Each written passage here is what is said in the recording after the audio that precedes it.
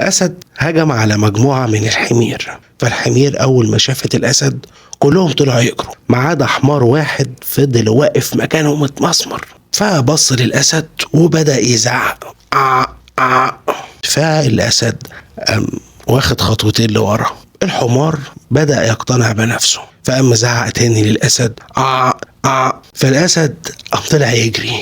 الحمار هنا بقى اقتنع بنفسه فعلا ومش يسكت، راح جاري ورا الأسد، أراد يشيلهم أراد يحطهم لغاية ما فجأة الحمار لقى نفسه في وادي من الأسود. الأسود أول ما شافوه قاموا جاريين عليه علشان ياكلوه. الحمار قاعد يزعق استنوا محدش ياكلني، أنا بس عايز أسأل سؤال للأسد اللي كان بيجري قدامي. فالأسد جه وقام قايل له خير قول عايز إيه؟ فقال له أنت ليه كنت بتجري قدامي مع إنك كان ممكن تاكلني؟